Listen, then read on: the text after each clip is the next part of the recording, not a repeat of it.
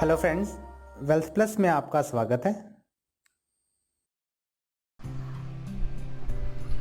Chapter number 5, use of has, have and had. जब हम आधिपत्य, अधिकार, रिश्ते, बीमारियों और लोगों के बारे में या कोई वस्तु किसके पास है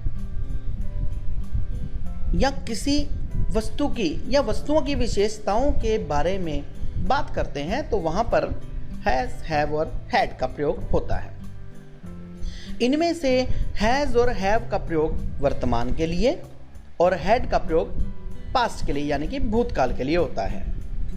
जो भी वस्तु, अधिकार, रिश्ते, आधिपत्य या बीमारियां वर्तमान में हैं हमारे पास या किसी और के पास, या कुछ विशेषताएं हैं हमारे पास या किसी और वस्तु के बारे में या किसी और के पास, उसके लिए हम प्रयोग करेंगे हैज का और हैव का।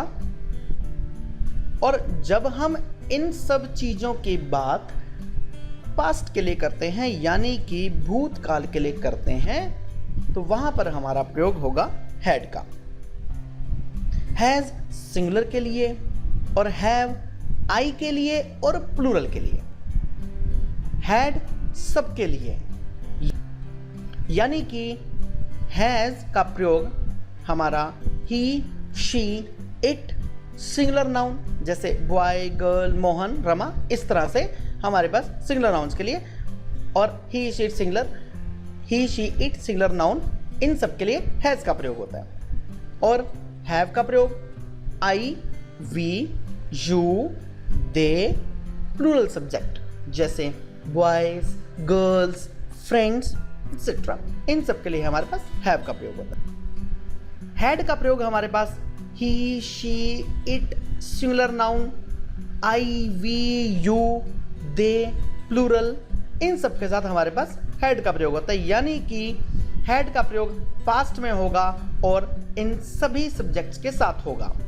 और हैज का प्रयोग सिंगुलर में होगा, हैव का प्रयोग भी सिंगुलर में होगा। हैज का प्रयोग वर्तमान के लिए, हैव का प्रयोग भी वर्तमान के लिए, हैज का प्रयोग सिंगुलर के लिए यानी कि ही, शी, इट सिंगुलर जैसे बॉय, गर्ल, मोहन, इन सब के लिए, और हैव का प्रयोग I, we, you, they, plural जैसे बॉयज, गर्ल्स, फ्रेंड्स, इन सब के लिए वर्तमान में होगा।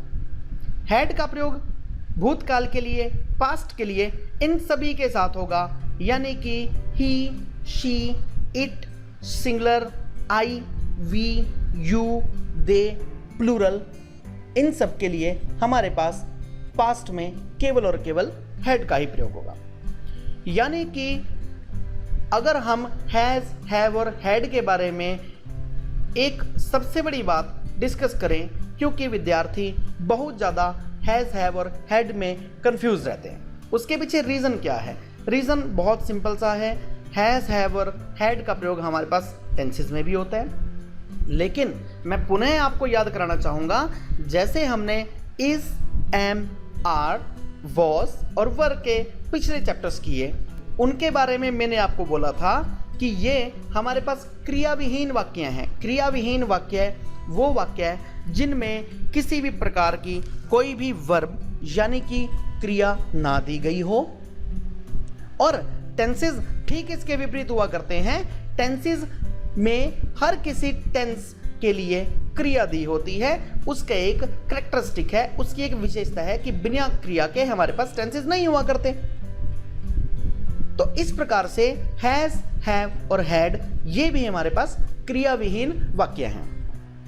फर्क केवल इतना है कि यदि हम वर्तमान में किसी चीज की बात कर रहे हैं कि हमारे पास कुछ है, उसकी जानकारी वर्तमान के समय की देने के लिए हमारे पास हैज और हैव का प्रयोग होगा।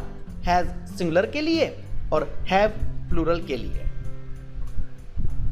जैसा कि स्क्रीन पर आप देख रहे हैं, हमारे पास एक स्कूल गोइंग बॉय है और 4 कैरेक्टर्स हैं, राम, श्याम, रवि एंड रमा। यही स्कूल गोइंग बॉय बोलता है, राम हैज 1 सिस्टर, यही स्कूल गोइंग बॉय श्याम के बारे में बोलता है। श्याम हैज अ मोबाइल, कि श्याम एक मोबाइल रखता है या श्याम के पास एक मोबाइल है। Ravi has many books, Ravi के पास बहुत सी किताबें हैं। Rama has a TV, Rama के पास एक टीवी है। थोड़ा सा इसको और डिफाइन करते हैं। जब भी हमारे पास कोई चीज है उसकी जानकारी देने के लिए वर्तमान के लिए हैज और हैव का प्रयोग होगा। सिंगुलर के लिए हैज, प्लूरल के लिए हैव और आई के लिए भी हैव। हिंदी में हम सभी हिंदी भाषा में बोलने वाले लोग हैं जो भारत में रहते हैं।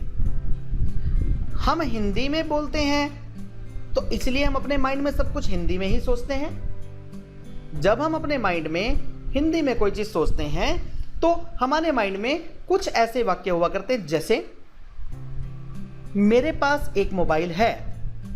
आमतौर पर सीखने वाले बच्चे क्या मिस्टेक करते हैं, लर्नर्स क्या मिस्टेक करते हैं, वो ये देखते हैं कि सेंटेंस में मेरे शब्द दिया हुआ है।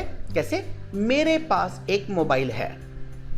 लर्नर्स तुरंत मेरे को देखकर यानी कि मेरे शब्द को देखकर वहां पर माई लगा देते हैं और कई बार एक विद्यार्थी ऐसा सेंटेंस बना देता है माई और उसको पता है कि इसका हैव लगाना है, माई हैव अ मोबाइल। ये गलत सेंटेंस हो गया। गलत क्यों हो गया?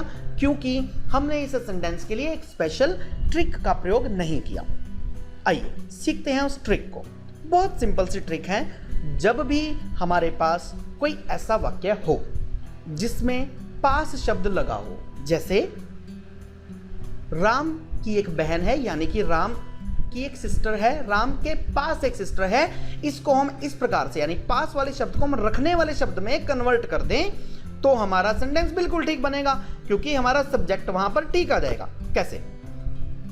मैं अपने वाले उसी वाक्य को पुनः दोहराता हूं। मेरे पास एक मोबाइल है, तो मेरे की इंग्लिश हुई माय, हमारा सेंटेंस गलत हो गया। इसको मैं पास वाले सेंटेंस को रखने वाले वाक्य में कन्वर्ट करता हूं। मेरे पास एक मोबाइल है, मैंने इसको ऐसा कन्वर्ट किया, मैं एक मोबाइल रखता हूं। जब मैंने पास वाले वाक्य को रखने वाले वाक्य में कन्वर्ट किया तो हमारे पास सब्जेक्ट सीधा सीधा निकलकर सामने आ गया कि मैं एक मोबाइल रखता हूं। हम वाक्य के शुरू का, वाक्य के आरंभ का सेंटेंस लें, मैं की इंग्लिश हुई आई और उसके बाद रखना शब्द की इंग्लिश लगा लें, यानी कि आई के साथ हमारे पास हैव लगेगा, तो इसलिए